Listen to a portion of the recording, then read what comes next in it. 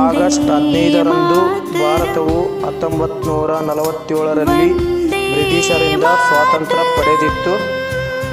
ಈ ದಿನದ ಇತಿಹಾಸ ಮತ್ತು ಮಾಹಿತಿಯನ್ನು ಭಾರತದ ಸ್ವಾತಂತ್ರ್ಯ ದಿನಾಚರಣೆ ವಿಕಿಪೀಡಿಯಾ ಪುಟದಲ್ಲಿ ನೋಡಬಹುದು. ಶಾಲೆಗಳು ಮತ್ತು ಕಾರ್ಯಕ್ರಮಗಳಲ್ಲಿ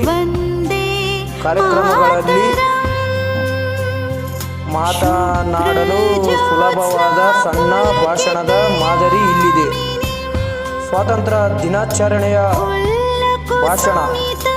ಗೌರವಾನ್ವಿತ ಗುರುಗಳೇ ಮತ್ತು ನನ್ನೆಲ್ಲ ಸ್ನೇಹಿತರಿಗೆ ಸ್ವಾತಂತ್ರ್ಯ ದಿನಾಚರಣೆಯ ಶುಭಾಶಯಗಳು. ಪಾಯಿಂಟ್: ಇಂದು ನಾವು ನಮ್ಮ ದೇಶದ 80ನೇ ಸ್ವಾತಂತ್ರ್ಯ ದಿನಾಚರಣೆಯನ್ನು ಆಚರಿಸುತ್ತಲಿದ್ದೇವೆ.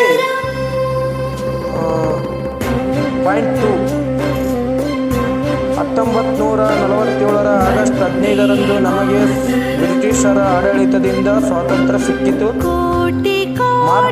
ಪಾಯಿಂಟ್ 3: ಮಹಾತ್ಮ ಗಾಂಧಿ, ಭಗತ್ ಸಿಂಗ್, ಸುಭಾಷ್ ಚಂದ್ರ ಬೋಸ್ ಮುಂತಾದ ನಾಯಕರ ತ್ಯಾಗವನ್ನು ನಾವು ನೆನೆಯಬೇಕು.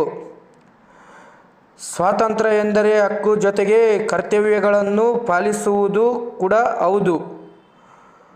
ನಮ್ಮ ದೇಶದ ಏಕತೆ ಮತ್ತು ಅಭಿವೃದ್ಧಿಗೆ ನಾವೆಲ್ಲರೂ ಒಟ್ಟಾಗಿ ಶ್ರಮಿಸೋಣ. ಜೈ ಹಿಂದ್, ಜೈ ಭಾರತ್.